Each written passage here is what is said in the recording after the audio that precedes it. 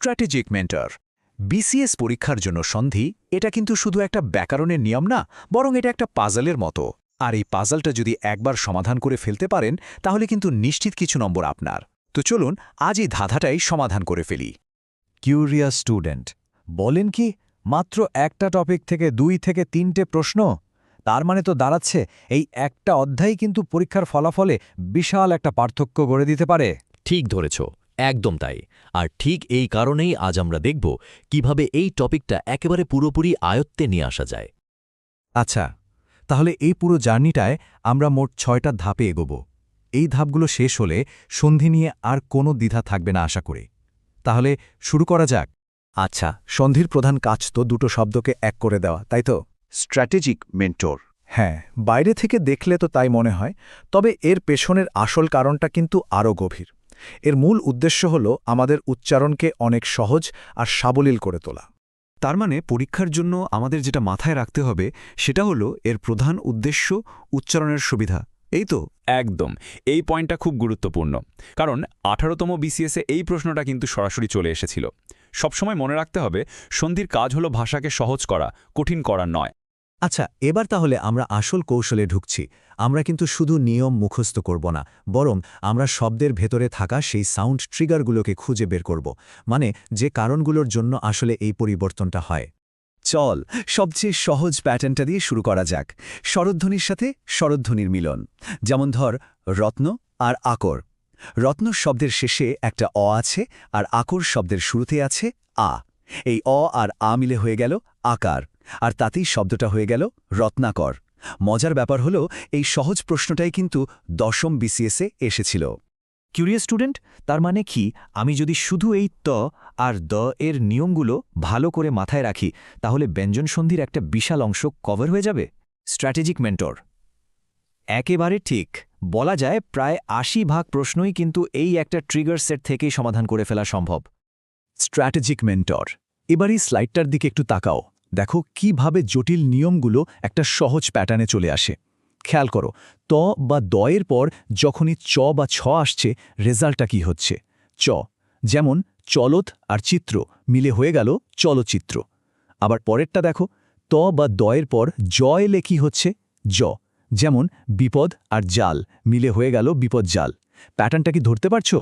বেশ, এবার আমরা এমন একটা জায়গায় ঢুকছি যেটাকে আমি বলি ডেঞ্জার জোন। এটা বিসিএস পরীক্ষার্থীদের জন্য সবচেয়ে চ্যালেঞ্জিং, কিন্তু মজার ব্যাপার হলো এখান থেকেই সবচেয়ে বেশি নম্বর তোলা সম্ভব। হ্যাঁ, এই নিপাতনে সিদ্ধ সন্ধি, এই অংশটাতেই আমি সবসময় আটকে যাই। মনে হয় এগুলোর কোনো নিয়মই নেই, যখন যা খুশি তাই হচ্ছে।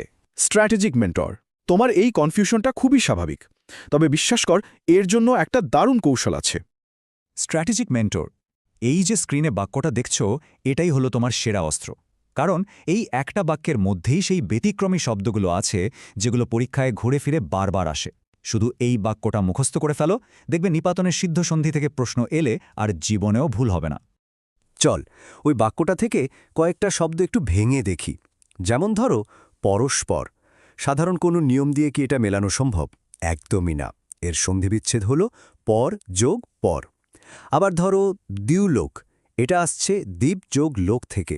বুঝতেই পারছো, কোনো সাধারণ নিয়ম এখানে কাজ করছে না। ঠিক এই জন্যই এগুলোকে আমাদের আলাদা করে মনে রাখতে হয়। খুব ভালো। নিয়ম তো জানলাম, ব্যতিক্রমও দেখলাম। এবার আমরা শিখব কিভাবে একজন প্রশ্নকর্তার মতো করে চিন্তা করতে হয়, মানে তারা পরীক্ষার হলে কি ফাঁদ পাতে আর সেগুলো আমরা কিভাবে এড়িয়ে যাব। আচ্ছা, আমার একটা প্রশ্ন আছে। পরস্পর শব্দটা শুনে তো মনে হয় শেষে একটা র ধ্বনি আছে, আর আমরা জানি এই র ধ্বনিটা তো সাধারণত বিসর্গহ থেকে আসে। তাহলে এটা বিসর্গ সন্ধি হওয়া উচিত না? চমৎকার প্রশ্ন। আর এটাই হলো সবচেয়ে বড় কনফিউশন আর পরীক্ষার একটা ক্লাসিক ফাঁদ। দেখো, তোমার যুক্তিটা কিন্তু ভুল না, শোনার দিক থেকে ওরকমই মনে হয়। কিন্তু সমস্যা হলো এই শব্দটা কোনো নিয়ম মানে না। এটা হলো একটা নিপাতনে সিদ্ধ সন্ধি। এর সঠিক বিচ্ছেদ হলো পর যোগ পর। আর সবচেয়ে গুরুত্বপূর্ণ ব্যাপার কি জানো? এই প্রশ্নটাই কিন্তু 31তম বিসিএসে হুবহু এসেছিল।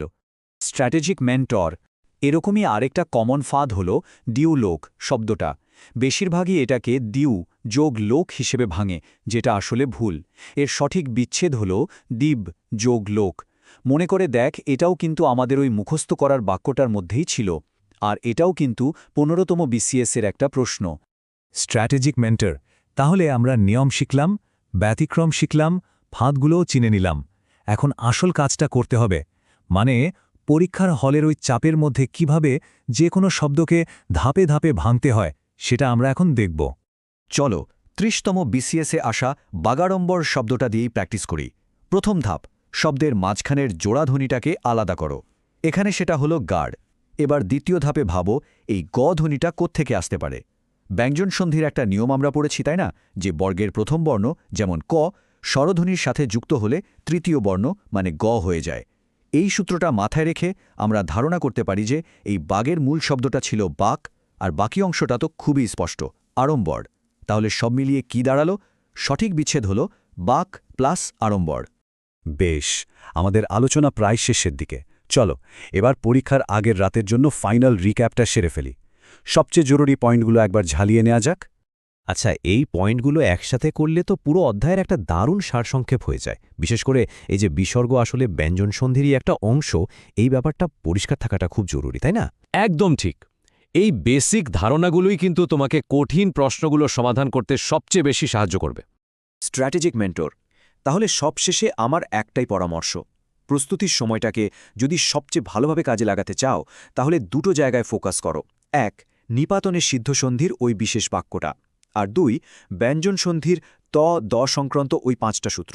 আমি গ্যারেন্টি দিয়ে বলতে পারি বেশিরভাগ প্রশ্ন তুমি এখান থেকেই কমন পাবে। তো আজকের পুরো আলোচনার পর আমি একটা প্রশ্ন রেখে যেতে চাই। আমরা যে ব্যতিক্রমী বা ফাঁদ শব্দগুলো নিয়ে কথা বললাম, সেগুলোর মধ্যে কোন শব্দটা এখন তোমার কাছে মনে রাখা সবচেয়ে সহজ লাগছে, আর কেন সহজ লাগছে? উত্তরটা একটু ভেবে দেখো, দেখবে নিজের আত্মবিশ্বাসটাই অনেক বেড়ে গেছে।